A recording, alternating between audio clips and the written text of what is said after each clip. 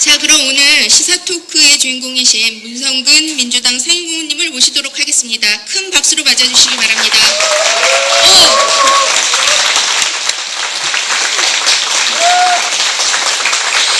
먼저 주요 양력을 소개해드리도록 하겠습니다. 저는 근데 이게 공식적인 직함이나 뭐 이런 프로필에는 별로 관심이 없고요. 1953년생이십니다. 서강대학교 72학번이신가요? 예. 혹시 방모 안나라 새누리당의 예비후보? 70학번이고. 그러시군요. 네.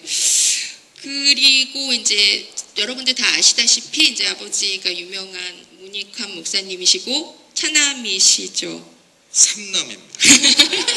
죄송합니다. 그다음에 저의 이제 관심을 확 끌었던 것이 뭐냐 하면은 바로 혈액형이 B형이십니다. 맞죠? 나쁜 남자 B형. 그리고 비교적 이제 학교 졸업하고 회사 잘 다니시다가 85년도에 좀 비교적 늦은 나이 아니신가요? 그 연극 배우로 데뷔를 하셨어요. 그래서 사실은 제 세대에는 제가 85학번인데요. 사실은 우리 문 고문님의 영화를 보면서 대학과 대학원을 다녔습니다. 근데 그들도 우리처럼 너에게 나를 보낸다. 그 다음에 정말 인상에서 지울 수 없는 초록 물고기, 오수정, 질투는 나의 힘 등등 제 내릿속에 진짜 그 영화의 그 좀 장면들이 가득 차 있는데요. 이 초록 물고기에서 그 배태권 역할은 왜 그런 역할을 맡으셨어요? 그래서 게다가 B형 나쁜 남자의 그 초록 물고기 배태권의 그 어떤 캐릭터가 사실 한참 동안 저를 문 고문님에 대한 인상 이렇게 확고하게 이렇게 굳혀놓고 있었는데 전 사실 오늘 이렇게 오프에서 처음 뵙는 거거든요. 화면을 통해서가 아니라. 그런데 훨씬 가까이서 뵈니까 인상이 어떻게 그런 연기를 하실 수 있을까 싶게 너무 부드럽고 선하신 거예요. 진짜 연기를 잘하시는 거죠. 제가 이게 개인적인 그 관심이 너무 지대하다 보니까 이 사회자의 그 본분을 망각하고 지금 얘기가 좀 이렇게 흘렀는데 아무튼 그 다음에 2002년 노무현 대통령 당선되실 때 노사모 활동을 힘차게 해주셨습니다. 그리고 국민의 100만 밀란 국민의 명령 대표를 역임하시고 여러분 다 아시죠? 그다음 민주통합당 최고위원 그리고 지금은 이제 민주통합당 상임고문으로 계십니다. 이상이네요. 그럼 본격적으로 많은 관심들을 갖고 계실 텐데요. 실제 이제 저희 주최 측이 정한 강연 제목과 내용이 얼만큼 일치할지는 잘 모르겠으나 여러분 문성근 고문님의 강연 말씀 잘 꼼꼼히 들으시고 1시간 정도 강연하신 후에 한 30분 정도 질의응답 시간이 있거든요. 그때 허심탄회하게 또 궁금하신 거 있으면 질문하시고 대답 들으시고 그렇게 하시면 될 것 같습니다. 자, 그럼 강연 부탁드립니다. 네.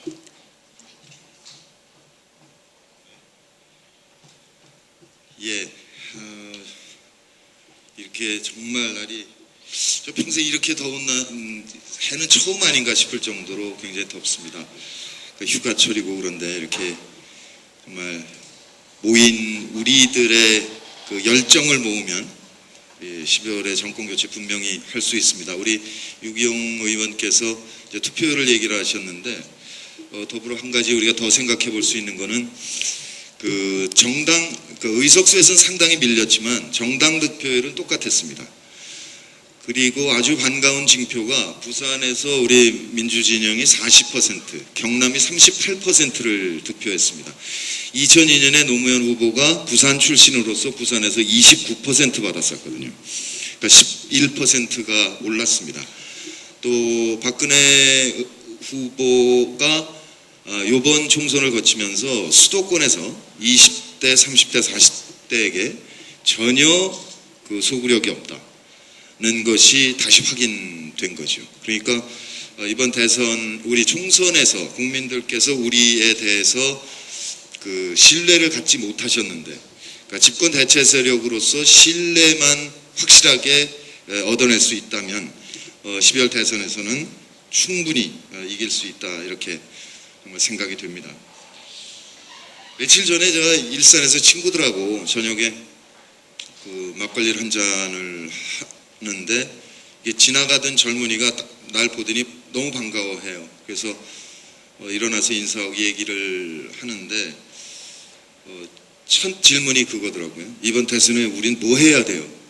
라고 질문을 해요. 그래서 8월 8일부터 선거인단 등록이 시작된다. 그러니까 이 선거인단을 광범위하게 등록해야 된다.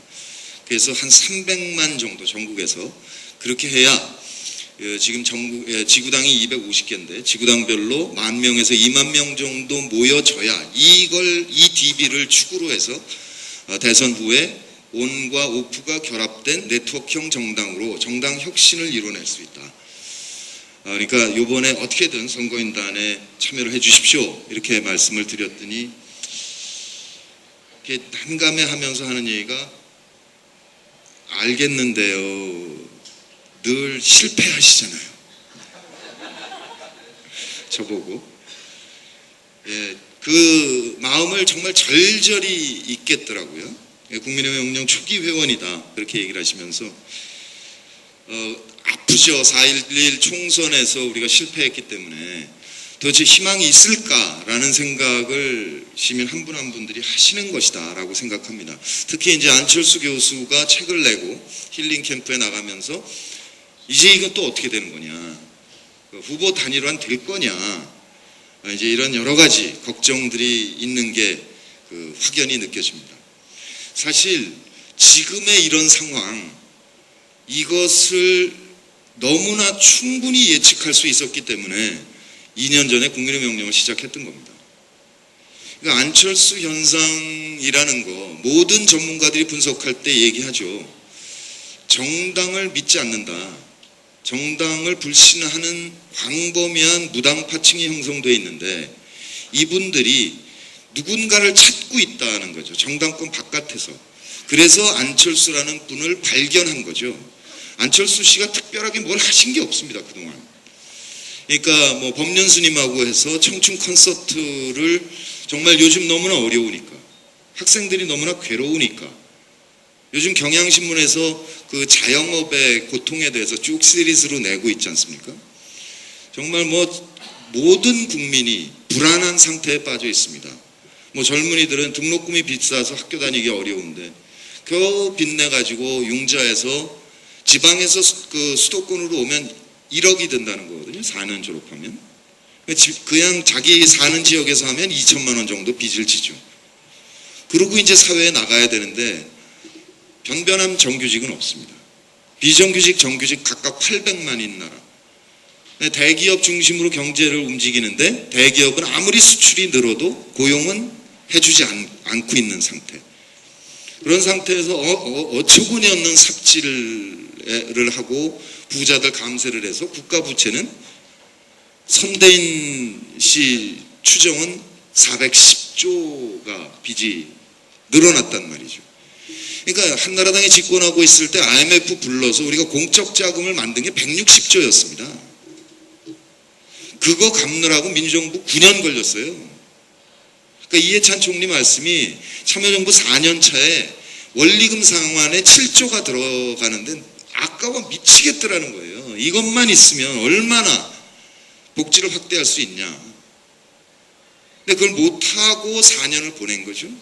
5년 차에 조금 하다가 이제 정권이 넘어간 상태입니다. 그러니까 저는 지금 12월 대선에서 우리가 충분히 이겨낼 수 있고 정권 교체를 한다. 그런데 정권 교체를 하면 어떻게 할 거냐. 참 쉽지 않을 것이다 라는 생각이 들어요. 그러니까 너무 핑크빛 전망을 내놓지 말자. 어렵다. 얘네들 410조를 해놨으니 이거 어떻게 할 거냐. 노무현 참여정부 시절에 4년차 말에 국가비전 2030이라는 그 장기 재정계획을 발표한 적이 있습니다. 우리 국민은 아무도 거들떠보지 않았고 조선일보가 세금 폭탄이다 이렇게 하고 쏟아붓고 나서 그 문건 거들떠보지도 않고 버렸어요. 얘긴즉슨 뭐였냐면 2010년 우리는 극우의 나라인데 2020년까지 중도의 나라로 2030년까지 진보적인 보편적 복지국가를 이루어보자라는 장기 재정 계획이었거든요. 근데 지금 410조 늘려놨으니 2030년에 안 되죠. 모르겠습니다. 2040년 정도 되면 그 2030의 계획만큼 진행이 될지 모르겠어요. 왜 이렇게 매번 설거지만 해야 되는지 모르겠지만 아무튼 또다시 직권이 연장돼서 국가 부도난 다음에 인수하는 것보다는 나니까 어떻게든 해야 되는 것이고 그 전망이 그러니까 그 정권 교체 후라도 경제적인 전망이 그다지 밝지만은 않다 이런 생각이 드는 거죠. 그러니까 다시 돌아가서 2010년 8월에 이제 국민의 명령 시작을 했는데 솔직히 말씀드려서 노무현 대통령 서거 직후부터 고민이 시작됐습니다. 2002년에 그분 돕고 나서 제 본업인 배우로 돌아간다고 약속했기 때문에 돌아갔는데 덜프덕 세상 떠나는데 이게 도대체 어떻게 이런 일이 있을 수 있는가. 민정부 10년 생각해보면 뭐 고문당한 사람들이 한둘이 아니죠. 여기 유경 의원도 엄청 두들겨 맞았을 텐데 이해찬 총리, 한명숙 총리, 뭐 김근태 선배 그렇게 고문을 당했건만 집권하고 나서 그들을 그 탄압했던 그 전 정권에 대해서 어떠한 정치 보복도 한 적이 없어요. 김대중 대통령 당선자가 당선되자마자 김영삼 대통령한테 전두환 전 대통령의 사면을 건의했어요. 왜 그랬냐? 정치 보복은 악순환을 부른다. 그래서 첫 번째 피해자가 그 고리를 끊어야 된다. 넬슨 만델라는 화해와 진실과 화해위원회 이렇게 만들어서 가해자들이 고백하면 용서했습니다. 근데 우린 고백조차 한 적이 없어요. 광주 발포 책임자가 누군지 아직도 밝혀지지 않았어요. 그런데 그냥 다 용서했어요. 그렇게 끊었는데 어쩌자고 이렇게 하냐. 그 퇴임 후에 농촌에 돌아가가지고 그 깡시골에 돌아가서 화포 처음부터 살리겠다고 시작한 사람을 좀 내비두지. 모든 걸 다시 생각했습니다. 이 역사가 어떻게 된 것이며 권력이란 뭐며 정책은 뭐며 너는 지금 뭐하고 자빠졌냐. 기가 막혀서 고민을 시작을 했는데 찬찬히 한나라당을 들여다보자 이거죠. 한나라당 솔직한 얘기를 어떻게 보자면 조선일보라는 그 기득권 세력의 지휘본부의 지휘를 받는 정치 전위대일지도 모르겠어요. 그러니까 민주화 과정에서 권력을 찬탈한 조선일보와 검찰과 일부 재벌들 이들과 동맹 구조를 맺고 있는 거죠. 거기다가 한나라당 정말 간단한 정당 아닙니다. 법통으로는 민정당이지만 실제로 공화당 시절부터 50년 넘게 온갖 관변단체부터 시작해서 탄탄하게 동맹 조직을 갖고 있어요. 이제 민간 자율 조직까지 만들어가지고 쫙 피라미드로 만들었어요. 요번 4.11 총선에 새누리당 그 비례대표 공천을 보면 40몇 번까지 그냥 꽉 찼어요. 직능 대표들로부터.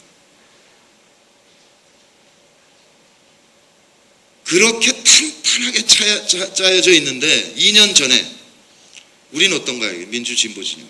정당이 5개로 분열되어 있어요. 거기다가 광범위하게 무당파가 형성되어 있는 거예요.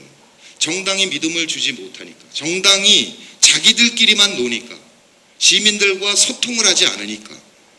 광범위한 무당파가 형성됩니다. 크게 보면 세 부류 정도로 볼 수 있을 거예요. 하나는 그동안 민주 발전과 경제 발전 과정에서 20대, 30대들은 그 윗세대들하고 워낙에 판이한 환경에서 성장했기 때문에 정치적으로는 진보적이면서 경제적으로는 약간 보수적인, 정치학 용어로는 진보적 자유주의자들, 개인주의에 기반한 진보주의자들이 광범위하게 형성돼 있어요. 이분들은 이 정당 구조에 포괄되고 싶어 하질 않아요. 그러니까 거대 담론에 관심이 없어. 민주화 반민주 이런 거 모르겠고, 나는 환경에 관심이 많고, 나는 뭐 내 취미가 훨씬 소중한 거죠. 자유주의자들입니다. 광범위하게 있죠. 그다음에 또 하나는 정말 정치가 나의 삶을 어마어마한 영향을 미친다는 걸 너무나 잘 알아요. 그런데 그동안 권위주의 정권 시절에 정치는 더러운 거니까 관심 갖지 마, 우리가 할게, 끝없이 세뇌를 해왔어요. 모든 언론이. 그래서 정치에 관심은 있으나 정치의 환멸을 갖고 있는, 혐오감을 갖고 있는 분들이 상당히 또 있습니다. 근데 또 한 분들은 아예 정치에 나의 어떤 영향을 주는지 아예 관심이 없는 거예요. 실질적인 부당파겠죠. 여러분들이 있다는 거예요. 거기다가 또 하나는 동서 지역 구도가 아주 엄연히 존재를 하고 있는 거죠. 그럼 이 상태에서 어떻게 우리가 총체적인 단결을 해낼 수 있을 것인가를 고민을 한 거예요. 동서 통합이 돼야 되고, 두 번째는 광범위한 무당파, 특히 세대 간의 간극으로 표현되고 있는 이 세대까지 어떻게 한꺼번에 갈 수 있을 것인가 고민한 게 결국은 온과 오프를 결합한 정당으로 가자. 그러니까 기존에 있는 정당, 우리가 이렇게 오프 모임을 하는 거죠. 이렇게 이런 지금의 기존의 정당들이 갖고 있는 거는 그냥 오프 정당이라면, 여기다가 인터넷과 SNS를 활용한 온 정당을 탑재한다. 이 경험은 이미 오랫동안 해왔어요. 우리가 준 정치결사체 사이트는 오랜 경험을 한 거죠. 2001년에 노사모가 태동이 됐고, 지금 제일 큰 건 미권스죠. 그다음에 뭐 시민광장도 있습니다. 다 성격이 달라요. 그러니까 노사모 경우는 일종의 재미, 역사 발전, 유의미, 근데 물론 노무현이라는 자연인의 워낙에 탁월한 매력, 이런 거 중심으로 놀았습니다. 시민광장 같은 경우는 거꾸로 읽는 세계사나 이런 것들을 보면서 모인 사이트들이기 때문에, 사이트 회원들이기 때문에 그 양반들은 무슨 책을 읽고 토론하는 모임을 자주 해요. 노사모는 호프집에서 술 먹고 놀았어요. 그런데 이번에 국민의 명령 해보니까 2001년, 2년에는 사이트에서 우리가 20대, 30대하고 같이 갈 수 있었어요.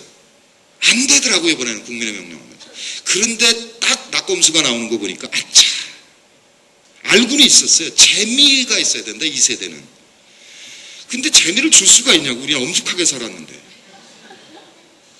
저 자신이 엄숙한데 되겠습니까? 근데 어느 순간 김어준이가 그걸 성공을 시키더라고요. 야, 기가 막히다. 그래서 재미 중심으로 이제 미권스라는 게 만들어진 거죠. 그러면 이런 식의 경험이 있기 때문에 이런 사이트들을, 이런 형태의 온 움직임을 형성해서 느슨한 네트워크로 해서 이걸 묶어낸다면, 그러면 동서 통합도 되고 동시에 세대 통합도 되고, 또한 정치가 있고 바깥에 시민사회가 있다면, 박원순 이런 양반들이 시민사회, 김기식 뭐 이런 양반들이 시민사회 활동가들이죠. 그분들까지 한꺼번에 묶어서 해낼 수 있지 않겠는가.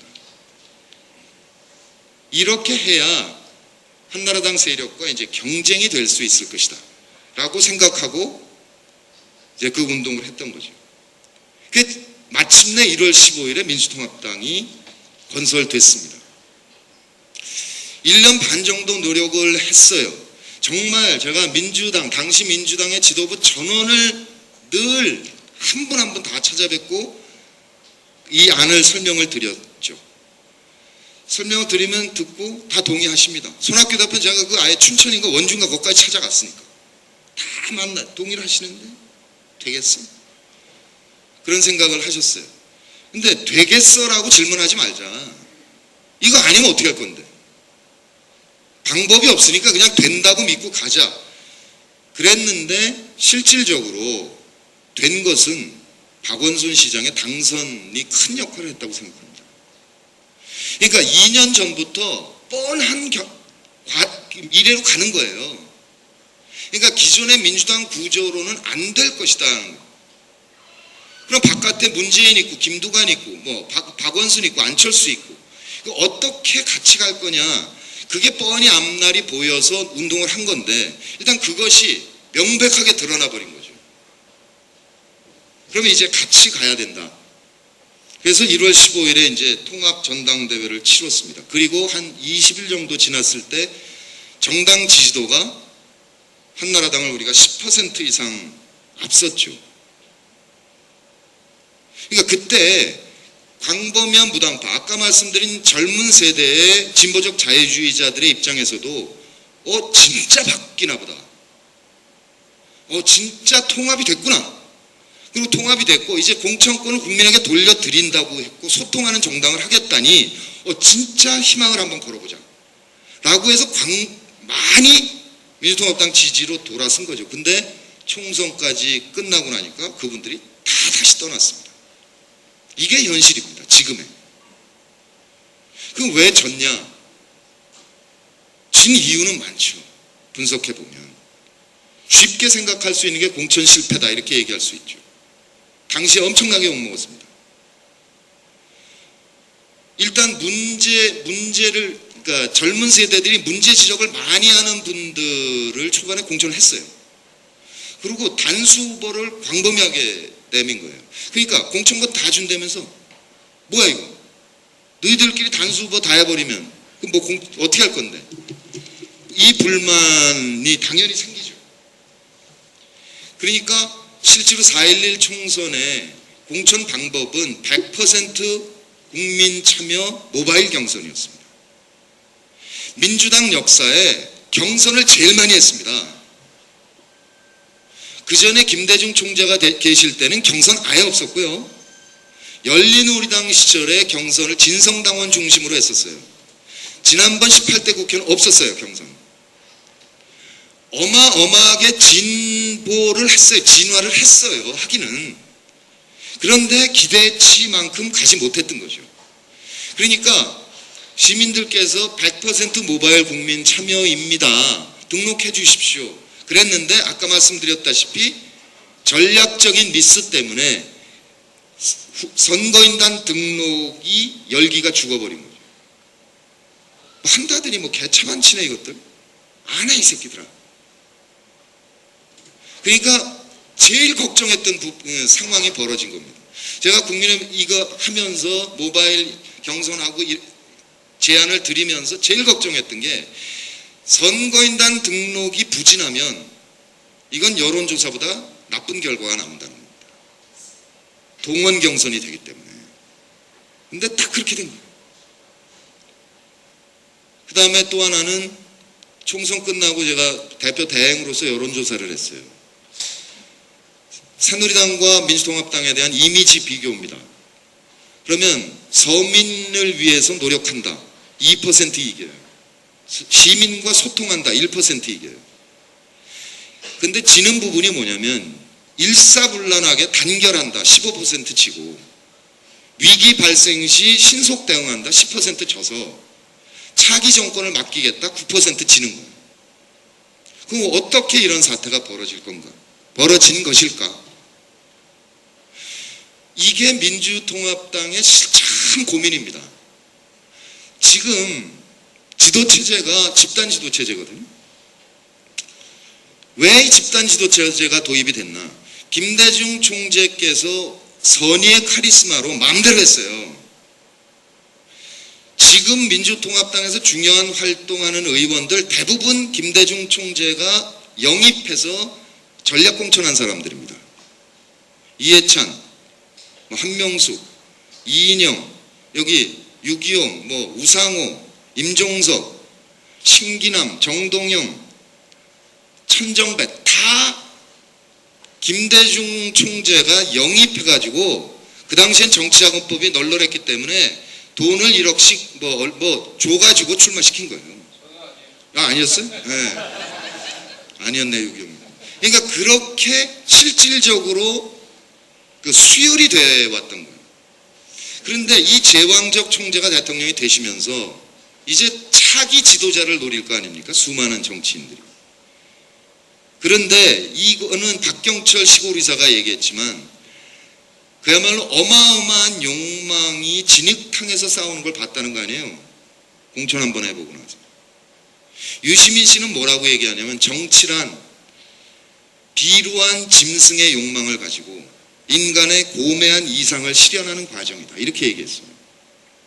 그러니까 그 수많은 정치인들, 가장 우리 사회에서 가장 정치적인 욕망이 강한 사람들이 모여가지고 다 2인자, 아니 다 차기 지도자를 노리고 있는 거죠. 그러니까 누군가 최고 지도자를 안 만들고 그러면 그가 차기가 되는 거니까. 가급적 집단 지도 체제를 도입하는 게 좋죠. 그 상태에서 노무현이라는 정치인은 제도민주화 그러면서 열린우리당이라는 진성당원 중심의 정당 개혁을 대안으로 제시했는데 실패한 거죠. 그러니까 지금 대통령을 왜 뽑아요, 우리가 만약에 내각 책임제라면 총리를 왜 뽑냐 이거예요. 강요가 모여서 국정을 논의하다가 이견이 있으면 막 논의하다가 표결도 해보고 6대4도 되고 그건 최종적으로는 총리가 결정해야 돼요. 어차피 정책은 51대 49일 경우가 많으니까 결단을 해야 돼요. 그런데 이 n분의 1 집단 지도 체제는 합의가 안 돼요. 그러니까 이 부분이 아주 앞으로도 큰 그 딜레마가 되겠죠. 거기다가 또 하나는 그 보수 세력과 진보 세력의 성향 차이, 지지자, 시민들 사이에서 그런 부분을 한번 생각해 볼 수 있을 것 같아요. 이번에 새누리당 공천하는 거 보셨잖아요. 4년 전에는 친이가 친박을 학살했어요. 그랬더니 친박연대가 출범했어요. 근데 이번에 친박이 친이를 학살했는데 아무도 탈당을 안 해. 뭔 일이 이런 일이 다 있어요? 정당에서 최대 권력은 공천권이에요. 근데 총선을 앞두고 거기도 당권 대권 분리가 있었거든요. 당원을 개무시하고 어느 순간 박근혜 비대위원장 그리고 그 양반한테 전권을 위임하는 거예요. 제 생각에는 이게 소설입니다. 어떻게 저런 타협이 가능했을까? 그러면 박근혜 의원에게 공천권을 다 줬으면 그러면 박근혜 의원이 이명박 대통령한테 뭔가를 약속했을 거 아니냐. 그게 뭘까 이거? 그러니까 제 짐작에는 이를테면 조선일보가 중재를 섰을 가능성은 있겠다. 공멸하지 말고 어떻게든 넘어가자. 그러니까 공천이 민주통합당과 판이하게 이루어지는 거예요. 마음대로 할 수 있는 게 전략을. 선수조도 하고 지 멋대로 할 수가 있는 거예요. 그러니까 공천 과정에서 민주통합당이 잘못했다. 그런데 지금 지나고 보자 이거. 민주통합당에서 공천한 사람 중에 문제 생기는 사람이 있습니까? 선거법 때문에 문제 생기는 사람은 있죠. 그러나 복사기를 돌렸는지 누구를 추행 폭행을 했는지 공천 뇌물을 받았는지 이런 문제가 안 생기는 거예요. 어떻게 보자면 민주 과정을 거쳤기 때문에 다 걸러진 거죠. 근데 저쪽은 그러니까 독재 효율을 만끽했고 우리는 민주주의의 비용을 부담한 거죠. 그런데 그게 지지자층에서 똑같은 거예요. 보수 진영은 100개 중에서 두세 개만 같아도 같이 가요. 내 이익을 지키자. 어차피 이익공동체니까 개zel 샤프트냐 개마인 샤프트냐 이거 아니에요. 근데 우리는 이 현실을 어떻게 개선해 나갈 것이냐는 목표를 가지고 논쟁을 하는 사람들이죠. 이 나라를 앞으로 이렇게 바꿨으면 좋겠다는 거예요. 이건 아직까지 현실화되지 않은 미래의 모습이에요. 그러니까 이 미래로 어떻게 갈 것이냐를 놓고 정파가 갈립니다. 저쪽은 이익이 확보되어 있는 파일을 어떻게 나눠 먹을 거냐. 여기서 친이가 친박을 학살했다고 해서 나가서 탈당 출마하면 공멸한다. 그냥 넘어간다는 거죠. 그러니까 우리는 100개 중에서 세계만 달라도 달라서는 거예요. 참여정부가 잘했다고 주장하지 않습니다. 저도 다 잘했다고 주장하지 않아요. 잘못한 거 있어요. 시대 흐름 때문에 어쩔 수 없었던 것도 있어요. 국제관계, 힘의 관계 때문에 미국에 대해서 한계를 가질 수 있었어요. 이라크 파병 같은 게 대표적인 예인데 울었잖아요. 얼마나 하고 싶지 않았겠냐고. 근데 그때 생각해보면 이런 거예요. 조선일보에 그러니까 조중동 중에 하나, 그러니까 그 대통령이 NSC하고 뭐 위원회 있습니다. 거기 이제 뭐 통일부 장관, 국방부 장관, 외무부 장관 이렇게 섞여서 하는 거예요. 미국이 이라크 파병을 요구한다. 이걸 어떻게 할 거냐라고 회의를 해. 그러면 NSC는 보내지 말자 이러지. 그럼 외교부하고 국방부는 보내자 그런단 말이에요. 그러면 결론이 안 나. 그러면 좀 더 연구해서 3일 있다 다시 만납시다. 오늘 모임은 대회비입니다. 100% 다음날 나오는 거예요. 조중동에. 그리고 뭐라 그러냐면 10,000명 이상 전투병을 보내는 걸로 가닥이 잡혀간다. 이렇게 보도가 돼요. 그거를 3,000명 비전투병으로 결국 타결했어요. 한 사람도 안 죽었잖아 결국. 근데 그 안을 미국한테 제시하면 당연히 뭐라 그런다고. 아니 너희들 10,000명 전투병 보낸다며. 그러니까 그런 환경 속에서 민주정부 10년이 가고 있었던 거예요. 그러니까 그 IMF 불러들인 다음에 한나라당이 그 다음에 전 세계 경제가 신자유주의 풍토로 돌았어요. 사회주의권 붕괴하면서. 그 휩쓸림 안에 들어간 거 아니에요 우리가. 누가 IMF 민주정권이 불러들였어요? IMF를 불러들이는 순간 해고를 자유화하라, 법제화하라. 아니면 돈 안 준다. 그렇게 돼서 악화되기 시작한 문제 아니냐 이거죠. 그 과정을 겪으면서 왔는데 물론 그렇다고 해서 제가 잘잘못을 따지자고 얘기하는 거 아니에요. 모든 것을 이렇게 생각해 보잖아요. 노무현 서거 전과 후로 나눠서 생각해 보잖아요. 그의 죽음에 누군들 자유로우냐 이거예요. 왜 그가 죽을 수밖에 없었냐 이거예요. 그거는 학자들이 쓰면 성경 100권 나옵니다. 그렇지만 국민은 안 읽어도 알아요. 덜컥 이거 뭐가 잘못됐다. 그러면서 이 사회가 조금씩 변한 겁니다. 그러니까 노무현 서거 전에 모든 선거의 공약은 삽질 공약이었어요. 근데 지난 10년 6.2 지방선거 때부터 여야 불문 복질 확 돌아요. 더 이상 대기업 중심, 재벌 중심의 고도 성장은 안 된다, 이 나라가. 이제 이러지 말고 한 사람 한 사람 존엄하니 더불어 살자. 는 쪽으로 사람들의 의식이 확 바뀌는 거죠. 그것이 노무현 대통령 서거.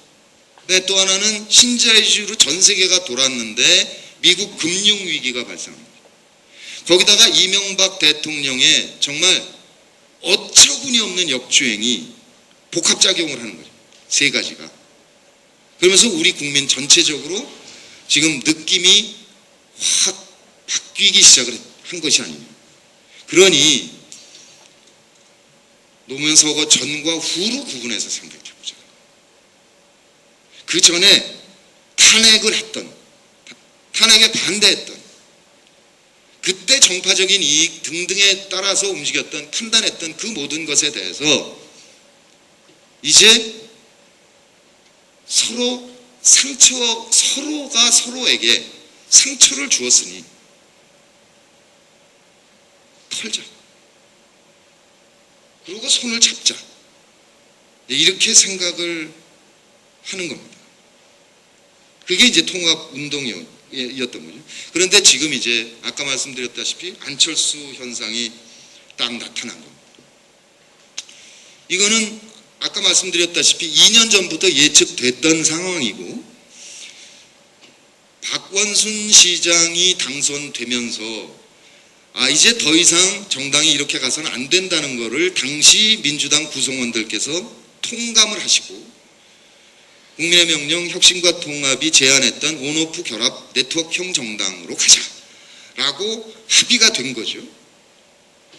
그래서 10% 이상 정당 지지도가 높아졌었던 거잖아요. 근데 다 떨어져 나갔죠. 근데 떨어져 나간 것을 물론 자책을 해야 돼, 자기 반성을 해야 되지만 거기서 교훈을 얻자는 거예요. 무슨 뜻이냐면 1월 15일에 통합되면서 10% 이상 올라갔던 것은 통합과 혁신을 기대했기 때문 아니에요? 근데 그게 꺾이면서 안철수 현상이 나타난 거죠. 그러니까 안철수 교수도 지금 하는 얘기가 총선에서 민주통합당이 이겼더라면 나는 내 자리로 가는 것이었다. 이거죠. 그 실패했기 때문에 나에 대한 기대가 나왔다는 거잖아요.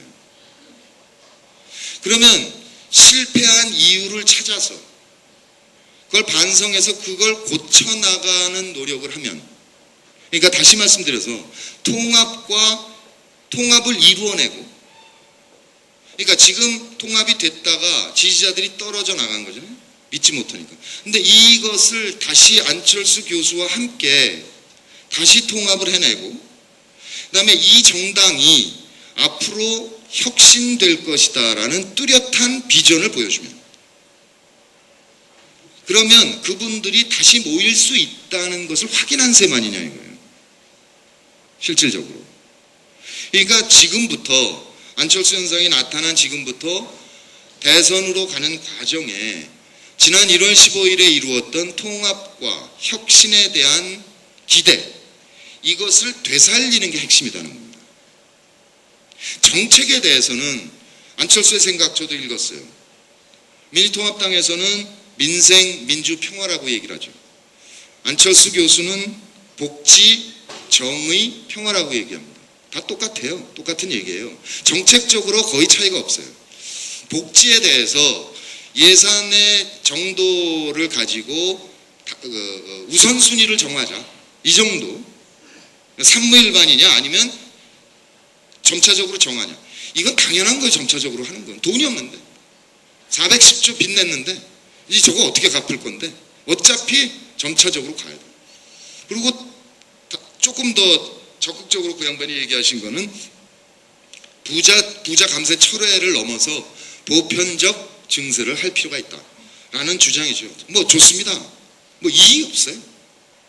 근데 다만 딱 하나 아쉬운 게 뭐냐면 정당을 어떻게 할 것인지에 대해서 아무런 말씀을 안 하고 계시다는 겁니다.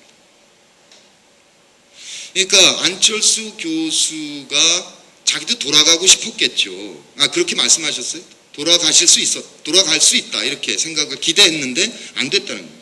그러니까 국민들께서 다시 자기한테 관심을 가지니까 서둘러 안철수의 생각을 내신 거죠. 막 공부해서 다 동의됩니다. 그러면 왜 떴냐? 그 원인을 같이 생각을 해봐야 되는 거죠. 그냥 정당이 잘못되고 혁신되지 않아서 믿음을 주지 못해서 떴는데 그냥 뜬 상태로 그냥 쭉 간다. 그러면 정당은 여전히 혁신되지 않은 채 방치되는 거죠. 그렇게 되면 결국은 그러니까 민주 진보 가치 지향을 하는 시민들께서 다시 모일 수 있는 기회가 없는 거죠. 그러니까 제가 왜 이번 경선에서 300만이라는 목표를 자꾸 이렇게 얘기를 하느냐 이겁니다. 지난 4.11 총선에서 모바일 국민 경선이 실패했습니다. 아까 민주통합당 지도부가 잘못했고 그 다음에 우리 민주진보 진영은 세 가지만 달라도 갈라서기 때문에 실망스럽고 다 복합작용을 해서 등록 열기가 없었어요. 그러니까 동원한 사람들이 다 이긴 거예요. 근데 여론조사 전문가들 얘기는 뭐냐면 지구당별로 10,000명이 집단지성이 발휘되는 최저선이다라는 거예요. 그러니까 10,000명 이상이 모이면 예컨대 후보 5명이 있어서 5명이 각각 2,000명을 등록시켜요. 물론 자발적으로 하는 분들 계시죠. 뭐 인터넷 보고 신문 보고 나는 이번에 참여해야지 이렇게 생각하는 분도 계시고 또 막 적극적으로 홍보를 해서 참여하십니다. 그러니까 5명이 2,000명씩 10,000명을 등록하면 이 10,000명 수준이 되면 그때부터는 김씨가 2,000, 이씨, 박씨 각 2,000 했더라도 이 김씨가 등록한 2,000명이 김씨를 찍는다는 보장이 없는 거예요. 제일 나은 후보를 찍는다는 거죠. 그러니까 300만이란 250개 지구당 전국에 지구당별로 10,000명에서 20,000명 이상 시민들이 모이는 기회를 만들어야 된다. 총선 때는 관심이 덜하거든요. 대선 때는 양진영으로 딱 나뉘어서 쟁투를 벌리는 거기 때문에 국가 운명을 정하기 때문에 시민들이 총출동하는 거예요. 그러니까 이 기회에 많은 분들이 모이죠. 이러면 부산에서는 지구당별로 10,000명이고 광주에서는 한 30,000명 될 겁니다. 이렇게 되면 지난번 4.11 총선 같은 공천 실패를 되풀이하지 않을 수 있다는 겁니다. 예컨대 광주에서 사고가 났죠. 등록시키다가 사람이 떨어져 돌아가셨습니다. 근데 6월 1일 날 경선을 한단 말이에요. 그러니까 다음번 경선은 뭘 할 거냐면 기초단체장을 할 거예요. 관악구청장 같은. 관악구청장 경선을 5월 1일 날 한다. 그러면 5월 1일 120일 전에 예비후보 등록을 받거든요. 예비후보 등록할 때 120일 전까지 등록된 사람에 한해서 투표권을 부여한다. 이렇게 하고 후보 등록을 받으면 후보들이 선거인단 등록하느라고 지인을 빼지 않아도 돼요. 이미 확보되어 있습니다. 그런 상태에서 길게 경선 프로세스를 가는 거예요. 5명 모두 다가 정견 발표를 하는 거예요. 이런 자리에서. 그리고 이거를 인터넷에 그러니까 중계도 하고 녹화를 해서 요즘은 스마트폰 보급률이 우리 전 세계 최고 아닙니까? 그러니까 스마트폰에다 동영상을 쏴드리는 거예요. 한번 보십시오. 이런 후보들이 나왔습니다.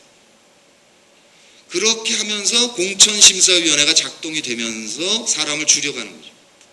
그게 맨 마지막에 2-3명으로 압축됐다. 그러면 토론회를 하는 거야, 아예. 120일이라는 기간이 있기 때문에. 그러면 아주 충실한 경선 절차가 이루어지면서 시민과 소통이 되고 시민이 원하는 후보가 공천될 수 있는 거예요. 이렇게 하지 않는 한 앞으로도 무당파는 해소되지 않습니다.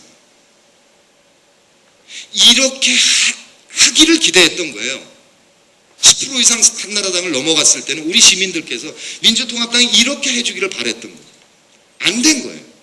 안 된 거는 민주통합당이 잘못했는데 하다 보니 등록이 적었다는 거죠. 요번에 이거를 대선 경선 과정에 확실하게 만들어내야 한다는 거죠. 근데 아직 안철수 후보께서 얘기를 안 하고 계십니다. 근데 의도하지 않았을지 모르겠으나 어찌됐든 안철수 교수께서 책을 내고 힐링 캠프에 나오면서 아직 출마 선언은 안 하셨는데 지지도가 많이 올라갔단 말이죠. 그러니까 민주통합당의 경선에 국민들께서 참여하시는 과정에서 가만히 있어봐. 이거 본선은 또 있는 거 아니에요? 이렇게 예상하실 수가 있죠. 그러면 어차피 선거인단 등록 열기가 일정 정도 이미 영향을 받기 시작한 거 아니냐. 그러니까 안철수 교수께서 책을 내면서 뭐라 그러셨냐면 이 책에 대한 반응을 보고 결정하겠다 이렇게 말씀을 하셨어요. 그럼 이제 어느 순간에 얘기를 하실 텐데 저는 그야말로 이 자리를 빌어서 안철수 교수께 요청을 드리고 싶은 거죠. 참여를 결정하고 말씀을 하시는 순간 그 안에 정당 혁신을 어떻게 하는 게 좋겠는지에 대한 의사를 명백히 밝힐 필요가 있다는 겁니다. 그러니까 이를테면 나는 후보 단일화 과정을 할 건지 안 할 건지 또는 만약에 최종적으로 후보가 됐을 때 무소속으로 출마하실 건지 아니면 정당을 만들거나 선택하거나 하실 건지에 대한 입장을 밝혀야 된다는 겁니다. 그렇지 않으면 민주진보 진영에다가 혼란만 야기하는 결과를 빚을 수 있다 라는 겁니다. 그러니까 우리 지금 정치가 비정상인 거예요. 그러니까 지역구도 부분은 상당히 완화되기 시작한 것은 분명하나 여전히 영남은 완전히 새누리당 판으로 형성이 되고 있죠. 이런 문제. 그 다음에 아까 말씀드린 이 새로운 20, 30대 세력의 진보적 자유주의자 그룹. 그 다음에 관심은 있으나 정치 혐오를 동시에 갖고 계신 무당파. 이분들과 소통이 되는 정당이 만들어지지 않는 한 안철수 현상은 계속해서 반복된다는 거예요. 그러니까 2002년을 되돌아보면 노무현 후보라는 분이 시대 정신을 반영한다. 그래서 시민들이 벌떼같이 달려들어서 그를 후보가 되시게 했어요. 그러고 나서 이제 뽑아놨으니 잘 하시겠지. 이러고 다 집으로 돌아갔죠. 그리고 그분은 아까 말씀드린 선의의 카리스마가 아니라 김대중 선생 같은 이미 비주류였기 때문에 노무현이라는 분은 대통령이 됐음에도 비주류이기 때문에 정당을 제도적으로 바꾸려고 했던 거죠. 그런데 진성당원제의 열린우리당이 붕괴했어요. 이제 시대는 SNS 혁명 시대가 왔단 말이에요. 이젠 더 이상 진성당원제가 작동이 안 된다고. 그러니까 시민들이 광범위하게 참여하는 네트워크형 정당으로 가야 소통이 되고 결집이 된다. 그러니까 왜 노무현이라는 분이 집권 5년차 들어가면서 계속해서 깨어있는 시민이라는 얘기를 하셨겠습니까? 뭘 해도 안 되는 거예요. 저 수구 세력은 일제시대 때부터 모순이 누적돼가지고 형성된 세력 아닙니까?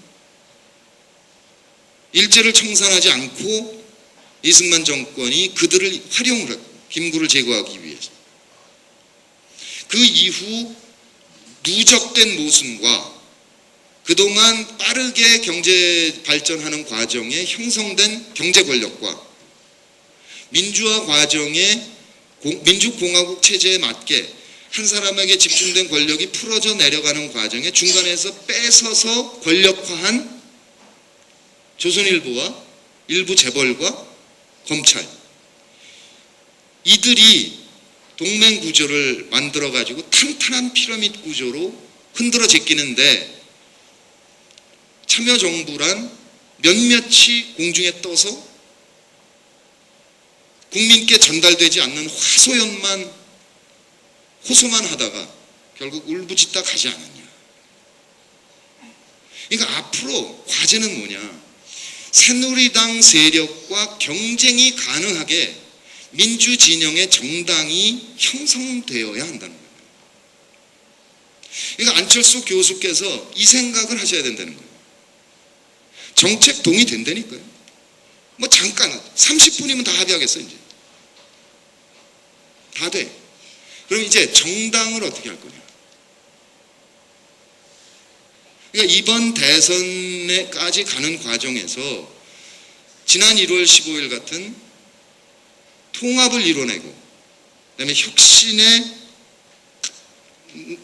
어떻게 혁신하겠다. 대선이 끝나고 나면 정당을 어떻게 혁신하겠다라는 것을 분명하게 약속할 때 다시 가능해진다. 이런 얘기인 거죠.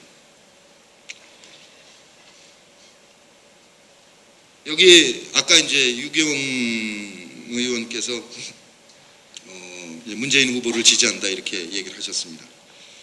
저는 국민의 명령 운동을 시작하면서 특정 후보에 대한 지지 의사를 그러니까 신기하게도 지지 의사가 싹 없었어요.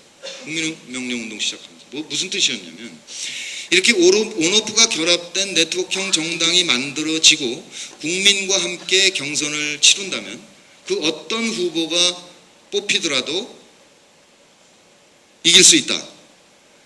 그러니까 지금 대통령 선거에서 누가 후보가 되고 그 다음에 이겨야 되는 거. 이게 너무나 그러니까 누가 후보가 될 것이냐 관심이 많고 분명히 이겨야 돼.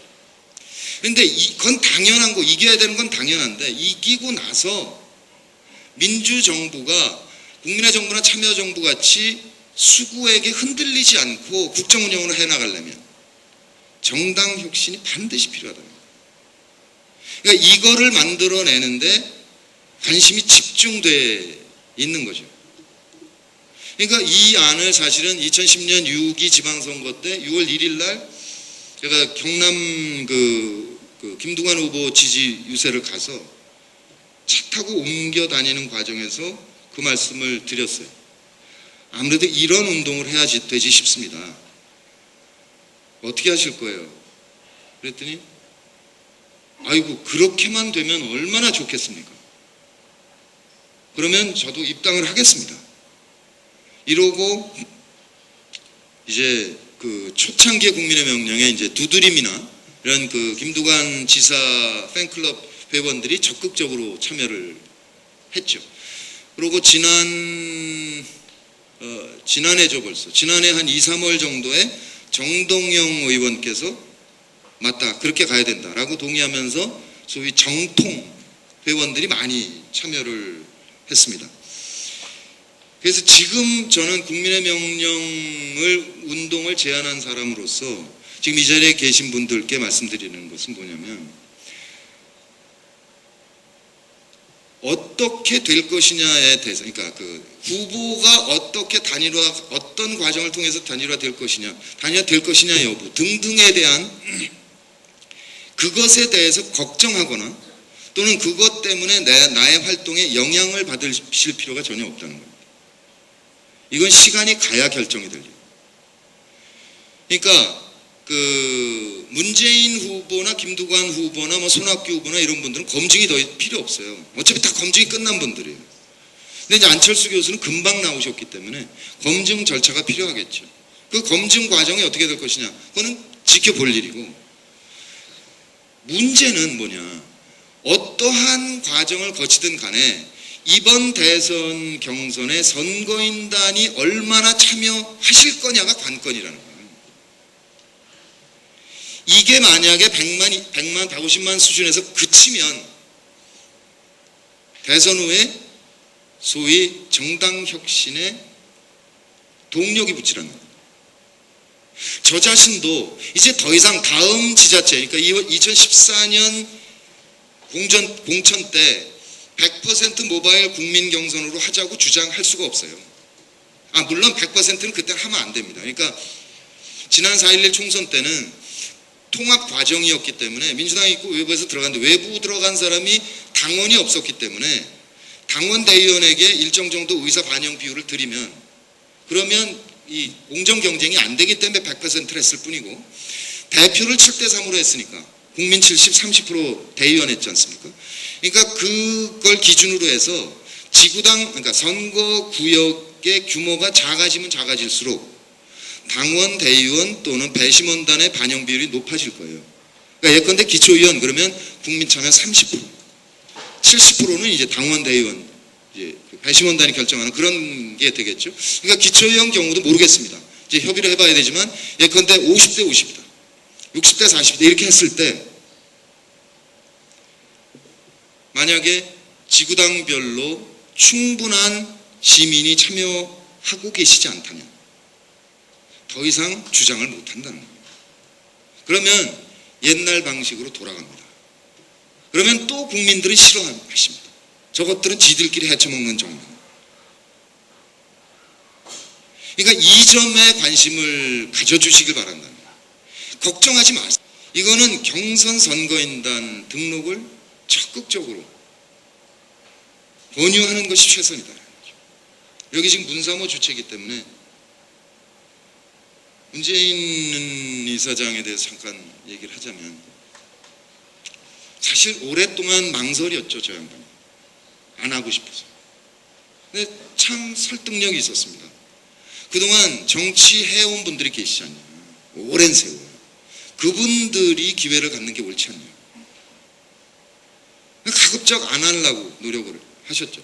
2010년 8월에 제가 그 국민의 명령 제안서를 보여드렸어요. 그랬더니 금방 맥락을 짚으시더라고요. 정당 혁신을 하겠다는 거네요. 정말 필요한 일이죠. 꼭 성공하시기 바랍니다. 그런 이제 얘기를, 근데 안 하셔. 근데 1년 반쯤 지났어요. 운동 시작한 지. 근데 제가 이제 동기가 노무현 대통령의 투신이라고 이제 말씀드렸죠. 유서는 이해가 돼요. 근데 딱 하나 이해가 안 되는 게 뭐였냐면 그 마지막 날 5월 23일 날 새벽에 집을 나가는 모습입니다. 방금 컴퓨터에다가 그 무서운 결심을 따박따박 쓰고 그것도 수정까지 하셨다는 거 아니에요. 완벽한 문장을 만들어 놓으셨어요. 신세진 사람이 너무 많다죠. 첫 문장이. 4월 17일인가 쓴 글은 강금원 회장 저 뇌종양인데 치료 시기를 놓칠까봐 두렵다는 거. 병보석 신청을 했는데 기대를 했죠. 거절당한 거죠. 그러고 이제 그때부터 아마 깊이 생각을 하기 시작했을 겁니다. 사람을 살려야 되니까. 그리고 그 문장을 딱 썼습니다. 근데 그리고 이제 집을 나왔단 말이에요. 가보셨잖아요. 15분이면 올라가죠. 그럼 15분 후면 이제 몸을 던질 사람이에요. 근데 그러면 공황 상태가 되잖아요. 일반 사람들은 보통. 그런데 가다가 쪼그리고 앉아서 풀을 탁 뽑는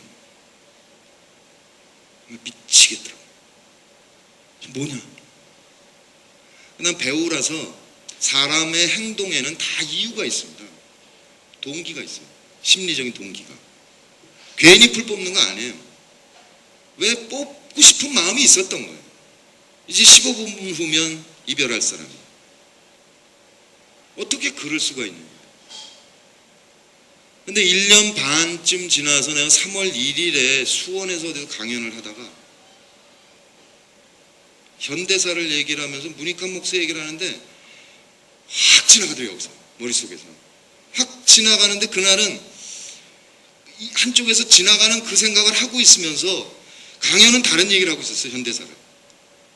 그건 내가 아직 스쳐 지나갔지 확실하지 않기 때문에 말을 못했어요. 끝나고 집에 가는데 계속 그 생각을 있던 거죠. 뭐였냐면 76년에 문익환 목사가 민주구국선언 사건이라는 걸로 처음 교도소를 갑니다. 59살 때. 그래서 대법 확정 판결을 받고 전주교도소에 갔는데 전주교도소로 옮긴 지 얼마 안 됐을 때예요. 정법에서 연락이 온 거예요.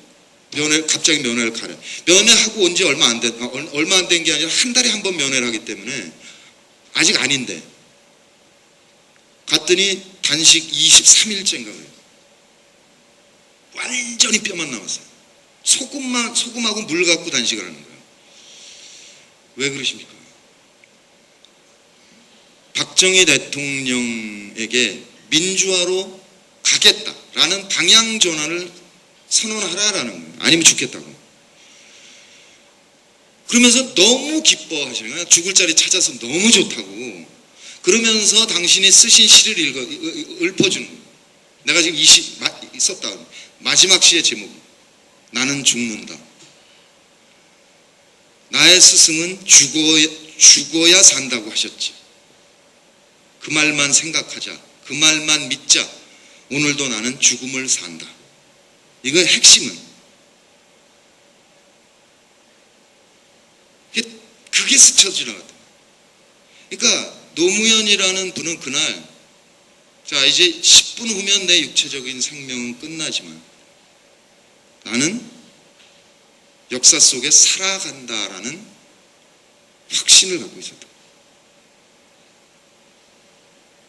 그러니까 맨날 지나가다가 풀을 뽑았던 거예요. 지금도 내가 사저 갔다가 나올 때 이렇게 보면 뽑고 싶은 잡초들이 있어요. 지금 그 자리에 그대로. 근데 다만 안 뽑고 있죠. 그래서 지난번 5월 23일엔 제가 뽑았어요.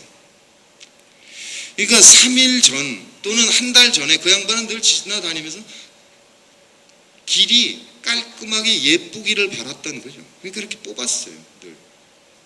그랬듯이 그날도 뽑았던 거고 지금도 뽑고 있는 거예요.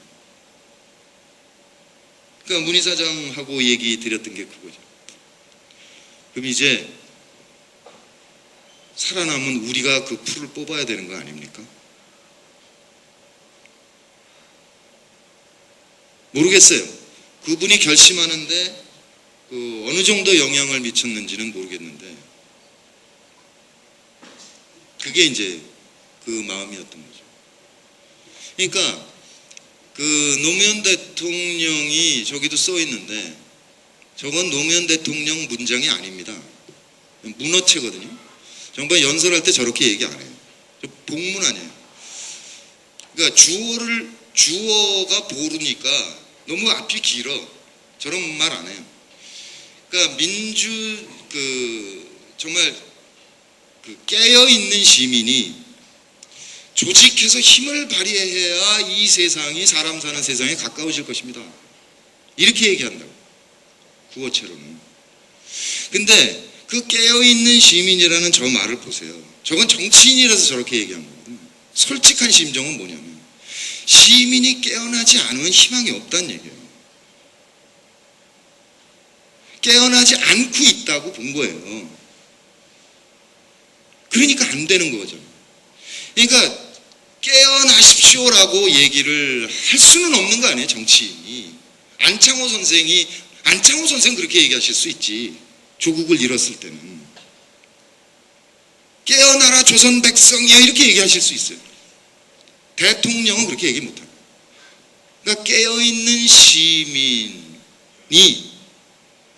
시민이 조직해야 힘을 발휘해야 나아질 것이다 라고 밖에 얘기 못하는 거죠.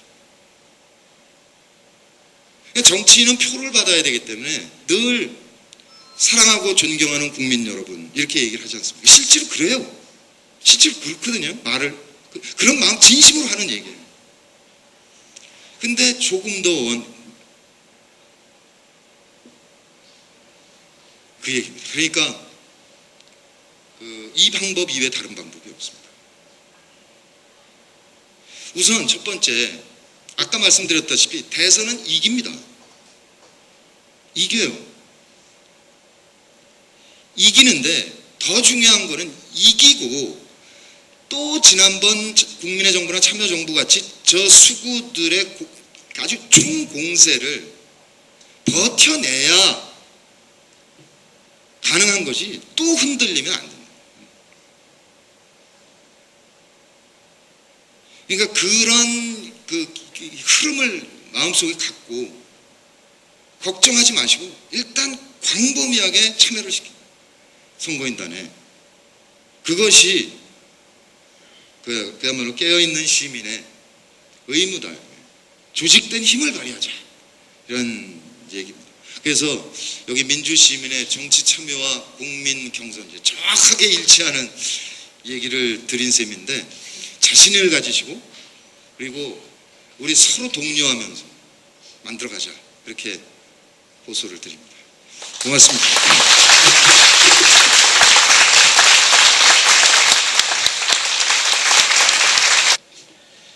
아니, 예, 그 얘기죠. 그러니까 전혀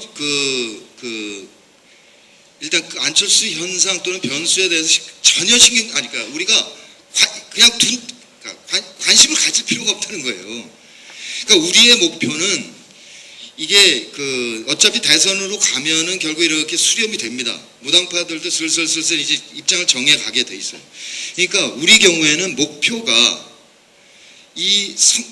성공적인 민주정부 운영까지 관점을 넓혀서 지금은 집중해야 된다는 겁니다. 민주통합당 경선에.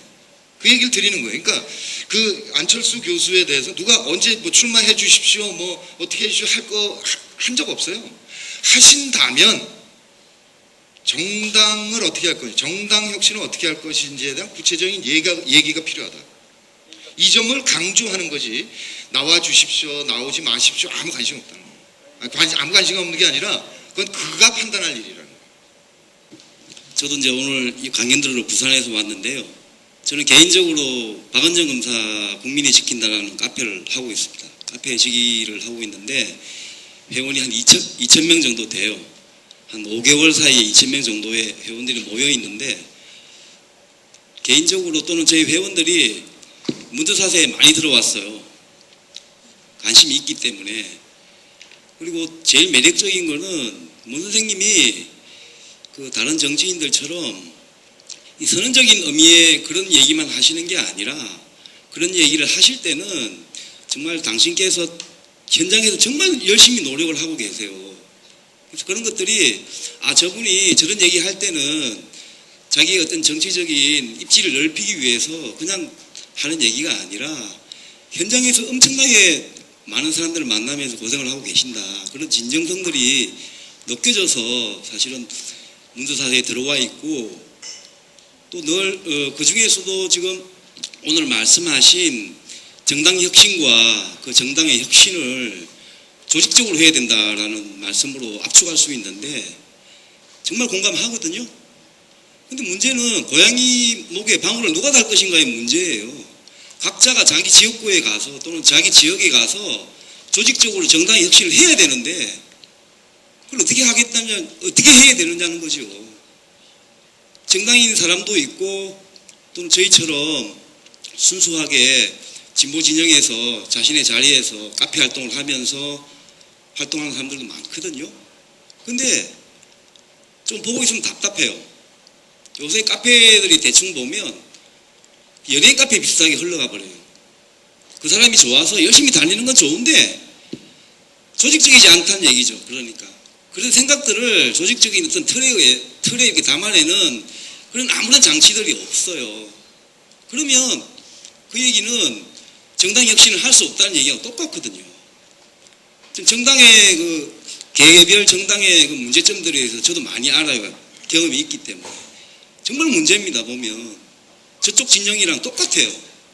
그럴 정도로 혼탁한데 그런 것들을 이쪽에 건강한 사람들이 많이 들어가서 바꿔내야 된다는 말씀이신데 그걸 조직적으로 하자는 얘기거든요. 정말 공감을 하는데 그거를 과연 어떻게 할 것인지. 그러면 제가 볼 때는 적어도 자기 지역구를 가지고 계신 국회의원이든지 오늘 문 선생님 같은 분들이 정당에 자기 지역에 있는 분들이랑 소통을 훨씬 더 많이 하셔야 돼요. 그래서 확산할 수 있는 구조를 만들어야 된다고 생각하는데 그런 부분에 있어서 우리 문 선생님의 구체적인 얘기를 한번 들어보고 싶어요. 진짜. 지금 이제 방향만 지금 말씀드린 측면이 좀 있죠. 근데 저는 그래서 법적으로 정당원이 되는 것이 불가능한 분들이 계시죠. 공무원, 군인 이렇게 해서 그런 분들을 제외하고 가급적 당원이 돼 주시면 최선이다.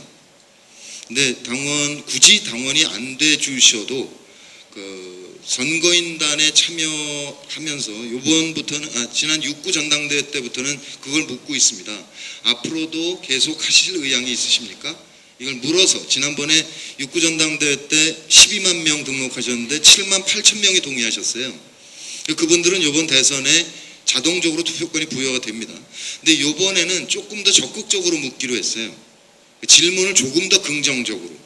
그래서 이번에 등록하는 분들은 많이 이제 잔류를 해주시기를 기대를 하는 거죠. 근데 지금 이 안에 사실 온오프 결합정당이라는 걸 제가 말씀을 드렸는데 그건 생략을 했는데 설명은 그것이 아직 세계에 없는 정당 구조이기 때문에 윤곽이 안 잡히실 수는 있을 것 같습니다. 근데 그걸 말씀을 드리자면 이런 겁니다. 그러니까 중앙당 경우에 얼마 전에 한국노총하고 정책 협약을 했지 않습니까? 배타적 지지를 했습니다.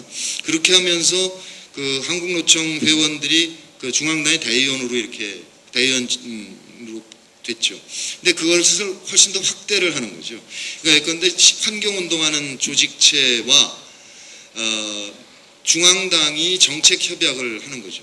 물론 완전히 배타적인 정책 협약은 쉽지 않습니다. 다를 수가 100가지 정책 중에서 한두 개 다를 수가 있기 때문에 핵 문제 이러면 그건 즉시 폐지할 거냐? 이거 안 되는 얘기거든요. 그러면 민주통합당으로서는 신설은 하지 않는다는 정도로 돼 있어요, 지금은. 그러니까 이제 온도 차이가 있기 때문에 완벽한 배타적인 지지는 안 되더라도 앞으로 그 지향이 비슷하다라는 거예요. 그랬을 때 협약을 맺으면 이 시민사회단체의 회원은 입당하지 않아도 이 정당의 의사결정구조에 참여할 수 있는 권한을 드린다는 겁니다.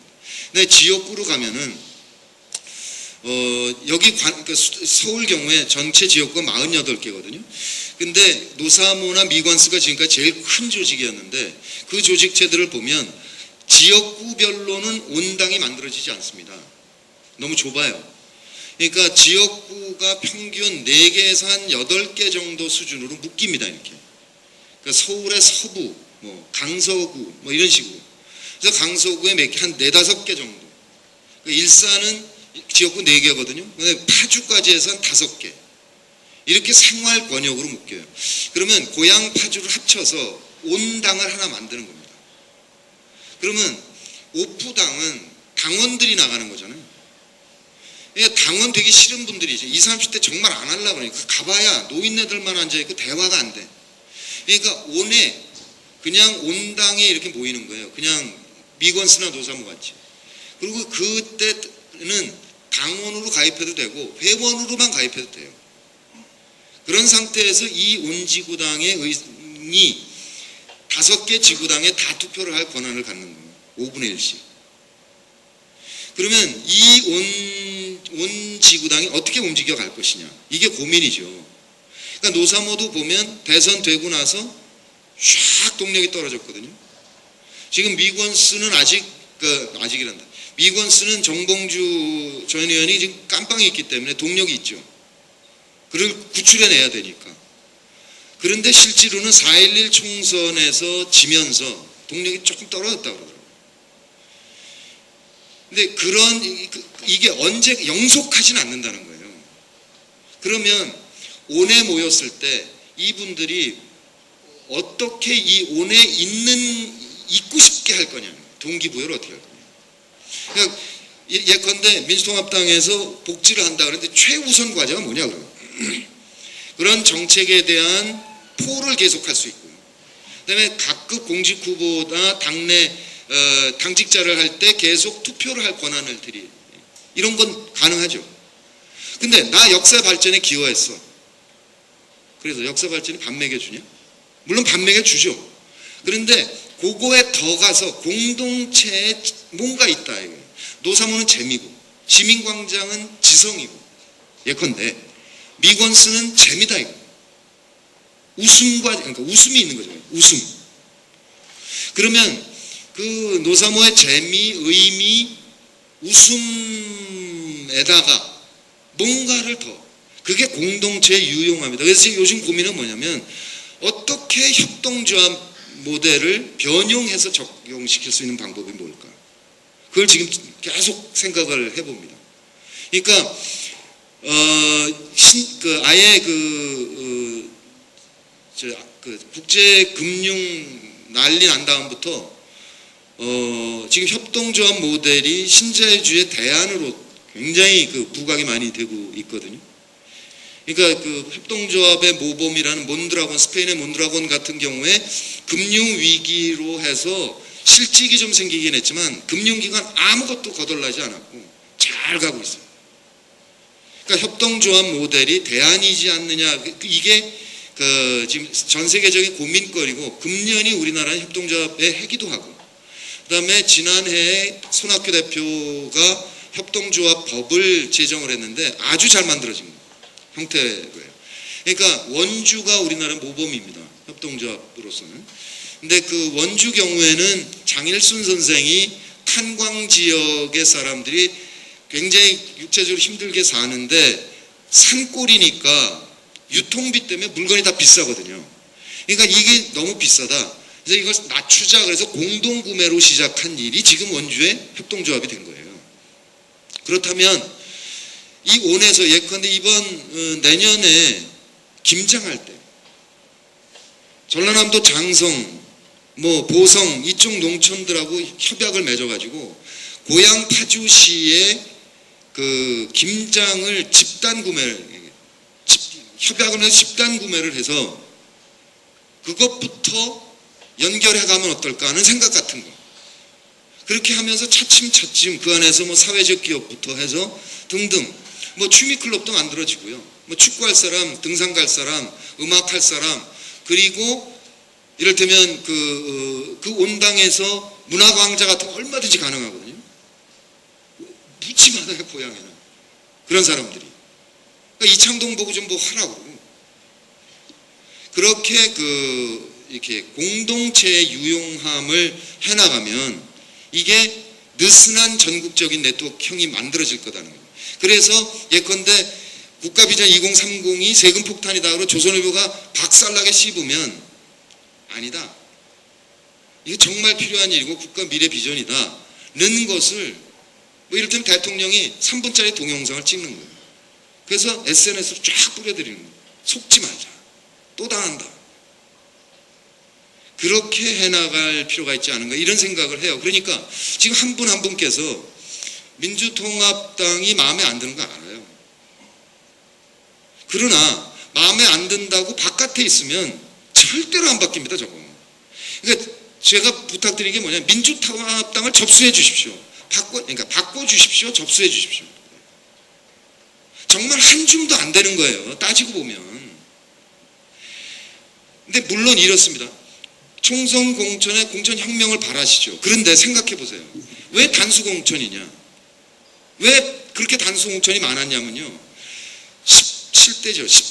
지난번 국회 때 18대 때 80명밖에 당선 안 됐잖아요. 그 나쁜 환경에서 어마어마한 경쟁력을 갖고 있는 분들이에요. 그분들을 지역구에 가서 이렇게 도전한다. 허나마나 져요. 이를테면 아예 경쟁자가 없는 지역구도 많고. 근데 어쩔 수 없는 측면이 있거든요. 그런데 국민들 입장에서 보면 반을 갈아버리라 이거예요. 어떻게 반을 갑니까? 박근혜는 갈 수 있었어요. 그냥 현역 25% 딱 정해놓고 그냥 잘라버린 거 아니에요. 독재자니까. 근데 어떻게 자르냐고.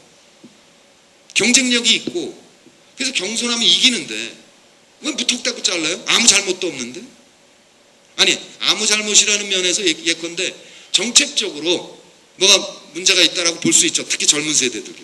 근데 민주정부 10년은 IMF를 당한 정권을 인수한 거예요. 정부를. 그래서 해고의 자유화를 법제화해버렸어요. IMF의 강요에 의해서. 그리고 양극화가 자연히 벌어진 건데 참여정부에서 더 벌어지진 않게 했어요. 그러나 그거 충분히 못해서 잘못했다니까요. 잘못했는데 그 잘못했음으로 난 안 하겠어.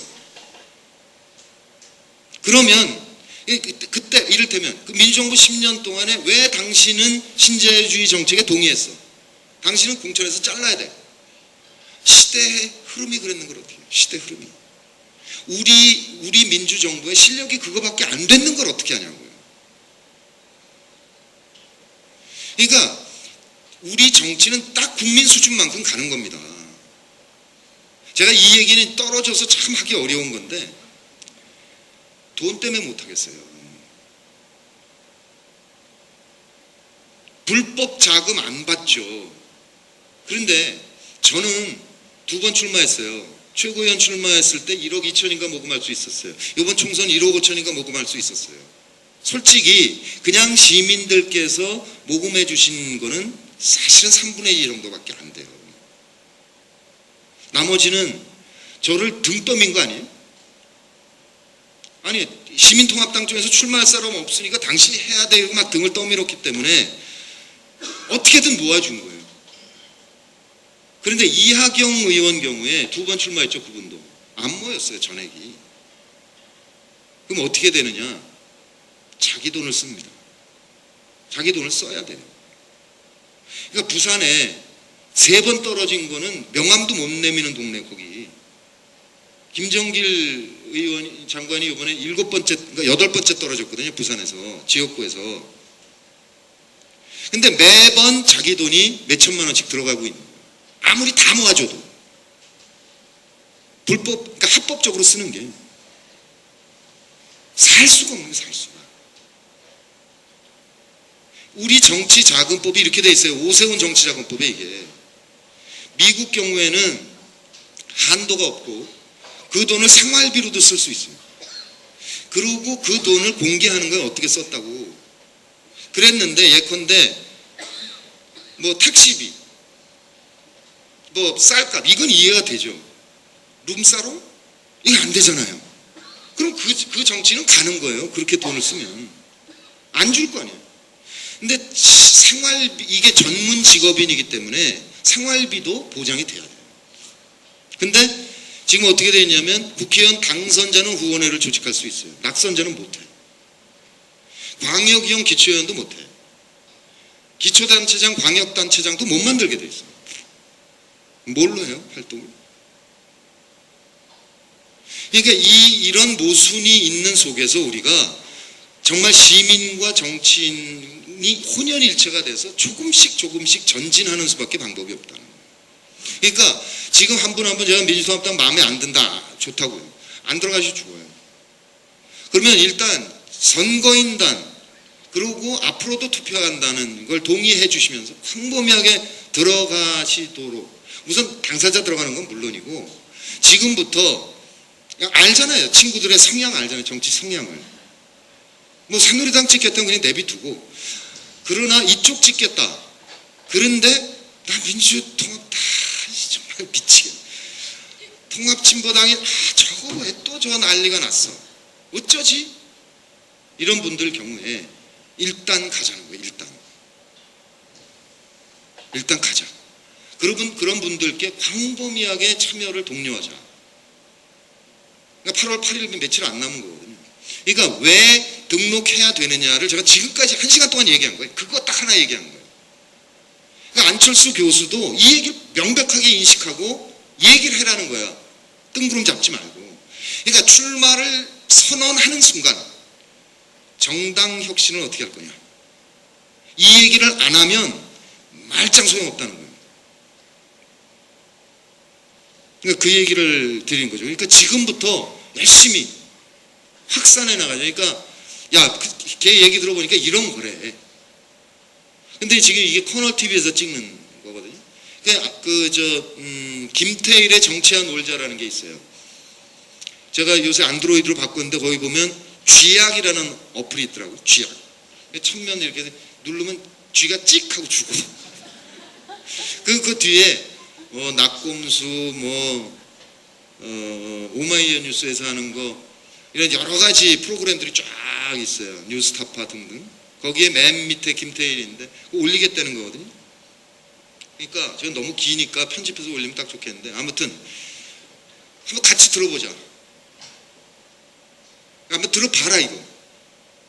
그러니까 그렇게 해서라도 정말 요번에 300만을 달성하자. 이제 그겁니다. 그래서 지금 사실 이제 안철수 교수는 아직 얘기를 안 하고 있기 때문에 논외고, 민주통합당 경우에는 후보들께 국민의 명령에서는 질의를 할 예정입니다. 그러니까 1월 15일 통합파 전당대회 할 때 시민통합당, 그러니까 혁신과 통합 시절에 민주당과 통합 선언문을 냈어요. 거기에 보면 온오프 결합정당을 추진한다라고 돼 있어요. 이게 통합 정신이에요, 이게. 그럼 온오프 결합정당을 추진한다. 근데 온오프 결합정당이 뭐냐? 이건 국민의 명령에 창안한 것이고 우리만 얘기해온 거예요. 그러니까 그 합당선언문에 써있는 온오프 결합정당을 추진한다라는 말뜻은 국민의 명령 주장대로 간다는 뜻이에요. 정치적인 해석을 하자면. 그래서 민주통합당 후보들께 대선 후에 이 300만 선거인단과 함께 온오프 결합정당을 본격 추진할 것을 대선 공약으로 내세워 주십시오라는 거죠. 안 내세워 주시면 물론 지지하지 않죠. 내세워 주는 분이 여럿이면 물론 중립이죠.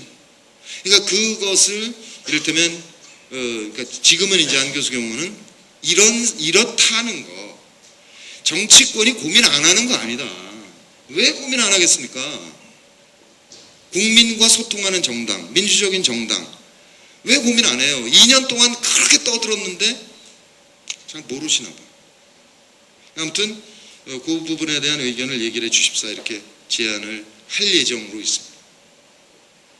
안철수 교수 경우에 일단 한나라당 세력의 연장을 막아야 된다라는 입장을 밝힌 적이 있죠. 그러면서 동시에 진영 논리에 얽매이진 않겠다 그랬죠. 그러니까 그 두 가지를 복합적으로, 그러니까 합쳐서 생각해 봐야 되겠죠. 그러니까 그런데 이를테면 지금 이제 신비주의냐, 뭐 이게 뭐 의도냐, 뭐 이런 여러 분석이 가능하겠죠. 근데 아까 말씀드렸다시피 검증 절차를 아직 이제 시작하는 단계에 계신 거니까 그냥 지켜보자는 거고요. 단 출마 선언을 하실 거면 하는 순간 정당 혁신에 대한 뚜렷한 입장을 밝혀야 된다. 이제 이것만 주문을 지금 하고 있는 겁니다. 그다음에 이제 하태경 의원 경우에는 솔직히 저도 그 당시에 어떻게 됐는지를 한 번도 점검하지 않았습니다. 그러니까 1월 18일 날 이제 세상을 떠나셨는데 1월 17일 날 밤에 문건을 쓰고 계셨어요. 그래서 그때 이제 그냥 어렴풋이만 알고 있고 구체적으로 알려고 하지 않았어요. 그것 자체가 분단의 비극이기 때문에. 그래서 이제 일부러 공부를 안 하고 있었죠. 그런데 최근에 이제 그 문 목사가 만든 통일맞이의 정책실장을 하는 김창수라는 분이 참다 못해가지고 글을 쓰셨어요. 그게 이제 지금 제 홈피에 있습니다. moonparty.kr인데 그 안에 있는데 거기에 이제 쭉 설명을 해놨죠. 그러니까 그걸 이제 되돌려서 짤막하게 말씀드리면 그 89년에 방북을 했고 그래서 그때 합의한 내용이 실질적으로 11년 후에 6.15 선언에 그대로 옮겨 앉습니다. 그러니까 남북 교섭사에 가장 획기적인 회담이었어요. 문 목사와 김주석의 회담은. 그게 이제 6.15 선언을 그대로 옮겨 앉는데 92년도에 김영삼 대통령이 당선되면서 한완상 박사를 통일부 장관으로 했죠. 그러니까 이제 그것을 쌓아안고 가야 된다. 그러니까 제도권 바깥의 반체제 운동이 아니라 이제 그 제도 안에서 실질적인 그 교섭을 해나가야 될 필요가 있다. 그러니까 새로운 통일운동체를 만들 필요가 있다라고 생각을 했던 것이고, 그래서 그러니까 범민련이라는 조직체가 있었고, 북에 있고 남에 있고 해외에 있었어요. 거기 그쪽에 범민련을 해소하자는 입장을 밝힌 거죠. 거기에 대해서 북쪽 범민련이 싫다. 그러니까 그러지 맙시다라고 얘기를 하는 답변을 해왔어요. 근데 이제 그 답변에 뿌락치 뭐 이런 얘기가 있어서 화가 났다는 거 아니에요. 근데 전 안 읽어봤는데 요번에 김창수 씨 얘기는 그 북쪽에서 온 답변에 그런 문장이 없어요. 아주 예의 바른 그 토론을 하고 있어요. 그런 상태에서 해외 범민련에서 이제 문제 제기를 한 거죠. 해외 범민련 측에서 그 독일의 본부가 있는 그쪽에서는 새로운 통일운동체를 주장하는 사람들 중에 뿌락지가 있다는 얘기가 있다는 식의 문장이 들어가 있대요. 그러니까 이제 그걸로 논쟁이 벌어진 바가 있어요. 네, 그랬던 것이고, 그랬는데 이제 저는 그것 자체를 알고 싶지 않았던 거죠. 그래서 이제 그냥 덮어두고 있었고, 그러니까 지금 하태경 씨 주장은 뭐 밥이 뭐 목에 걸리고 뭐 이거 다 그냥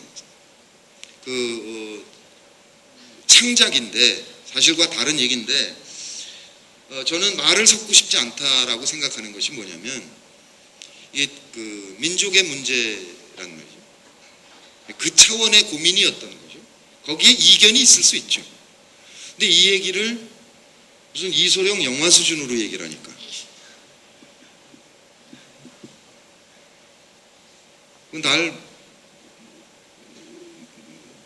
그 수준에서 놀자는 거 아니에요. 응? 개가 물었으니까 같이 물어줘야 된다. 뭐 이런 거 아니에요. 그러니까 수준이라는 게. 그러니까 이제 말 섞지 않겠다 너랑.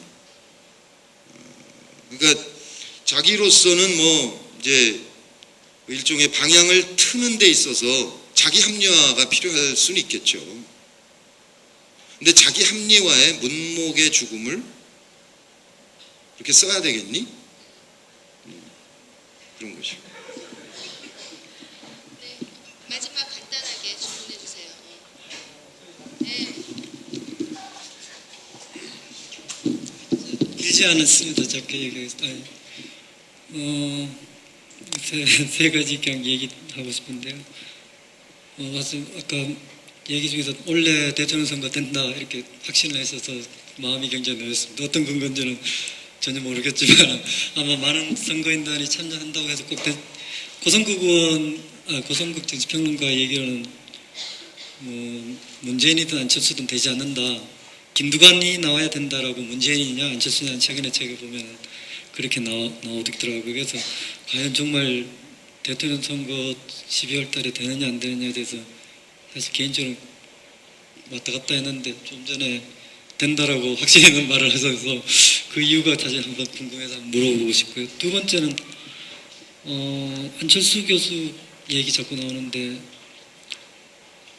정책 합의가 다 가능하다. 저도 뭐 안철수의 생각 읽어봤지만 그렇다면은 그 외에 이제 정당 부분이다 그러는데 그거는 이제 사람마다 그 정당에 대한 기성 정당에 대한 사고가 있을 텐데 기성 정당을 전체적으로 불신하는 그런 사람이 있을 수 있고 그래서 제3의 길, 정당 아닌 길을 찾는 사람도 있을 수 있고 그렇다고 보면은 정당에 대한 것을 꼭 필수적인 옵션으로 넣어야 되는가 하는 비록 정치지만 비정당적 정치도 가령 그 서울시장 선거 같은 경우는 박원순 후보가 대리인 비슷하게 해서 어떤 이상하게도 어쨌든 그래 됐지 않습니까? 그러니까 대통령 선거에서도 비록 대리인은 없죠. 비정당 소속의 대리인이 없으니까 직접 뛰어들 가능성이 있는데 어쨌든 제가 하고 싶은 건 정책의 합의가 가능하다면 지금 당장 찾아가서 대화를 해야 되지 않느냐. 그것은 지금 한나라당 같은 경우는 굉장히 바라는 구도 87년에 세 명이 뛸 줄 누가 알았습니까? 그런데 지금 아마 지금 새누리당에서 제일 바라는 게 세 명이 동시에 붙는 상황이 아닐까. 비록 지금 뭐 우세하다 하더라도 그것을 바랄 것 같은데 그렇다면 지금 왜 그런 얘기를 하냐면 한명숙 서울시장 선거에 나갔을 때 노회찬 의원과의 아주 작은 조차이지만 그 통합이 결과적으로 문제가 됐었는 것처럼 이번에도 뭔가 미리 그런 상황을 염두에 두고 지금 당장 문성근 님께서 직접 한번 융합기술원 경기도 거기 찾아가서도 딜을 정책 다 합의된다 이건 이런 차이가 있다 이렇게 해서 그렇게 나설 사람이 드문 것 같습니다. 그래서 해줬으면 하는 그거에 대한 생각 하나 두 번째고 또 마지막은 이제 그거는 정권 교체가 된다고 한 다음에 하니까 얘기인데 총체적 공세가 기대된다. 또 빚도 많다.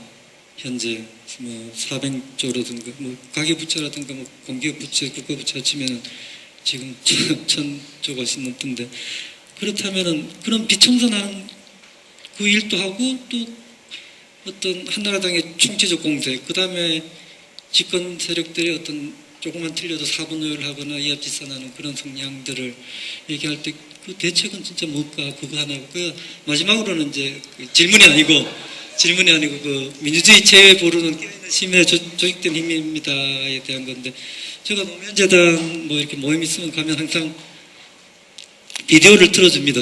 그러면 노무현 육성이 나오는데 왜 육성이 아니라고 말씀하시는지. 질문을 짧게 해주셨으면 예, 좋겠는데. 근데 솔직히 제가 거의 못 알아들었어요. 근데 일단 승리를 왜 확신하는가 이제 이거는 아까 말씀드린 것에 추가를 하자면 이제 아까 이제 민생 민주 평화입니다. 그런데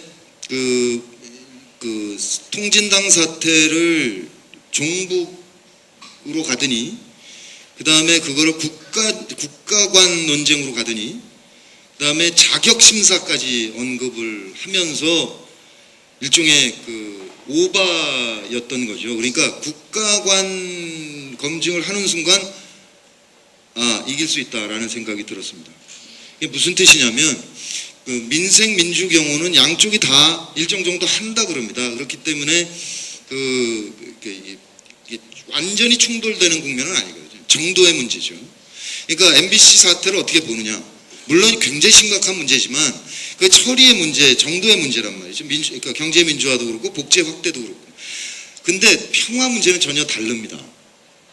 이게 이제 어떻게 남북 관계를 가져갈 것인지에 대해서. 그러니까 MB도 실용주의, 그러니까 노무현 정권을 이념 정권이라고 그러면서 실용주의라고 했는데 남북 관계를 단절했잖아요. 도리어 노무현 정부가 실용 정부였고 이 정부가 이념 정부거든요. 그런데 그 박근혜 후보께서 남북 간에 합의한 내용은 존중되어야 한다라고 얘기를 했어요. 어느 날. 그러니까 이명박 정부는 6.15 선언과 14선언을 부정한다고 얘기도 안 했지만 인정한다고도 얘기 안 했어요. 근데 일단 인정은 한다고 그랬는데 얼마 있다 금방 말을 바꿨어요. 단 14선언은 예외이다. 그러니까 결국은 이게 아까 얘기한 그 조선일보를 중심으로 한 새누리당 지지 세력의 그러니까 새누리당 지지 세력의 상당 부분이 조선일보와 같은 극우적 색채를 띠고 있는 세력이 많이 포함되어 있기 때문에 그들을 배반할 수 없다는 거예요. 그들로부터 쉽게 정책적 이탈이 불가능하다는 거예요. 그러니까 남북관계 개선이 근본적으로 한계를 갖는다. 새누리당 세력은. 그러니까 이것이 가장 큰 차별성이 될 것이다라는 거죠. 그래서 저는 지금 늘 후보들께 뭐 되는 대로 강조하는 게 뭐냐면 평화는 돈이다. 그러니까 통일이란 말을 쓰지 마라. 아예. 통일 언제 될지 아무도 몰라요. 정치적인 통일은. 그러니까 이 시같이 일단 경제 교류 협력부터 시작을 해서 서로 간에 경제적으로 많이 얽혀가자는 거예요. 그렇게 해서 실질적으로 남북관계 개선이 한국 경제에 얼마나 엄청난 이익을 갖다 주는지를 직접 국민이 경험해야 된다. 이걸 자꾸 이념으로 얘기하니까 자꾸 6.25가 생각나고 이런단 말이에요. 아예 다 빼고 경제 얘기만 하자. 그래서 이 부분이 중요한 쟁점이고 그래서 이 쟁점으로 충분히 가능하다 이제 이런 얘기고. 그 다음에 아까 이제 제3의 길 안철수 교수 뭐 그런 거 아닌가 뭐 이런 얘기를 하시는데 일단 박원순 후보는 달랐습니다. 무소속이지만 당시에는 혁신과 통합하고 구민주당이 통합 협상을 하고 있었고 혁신과 통합은 온오프가 결합된 네트워크형 정당을 주장하고 있었어요.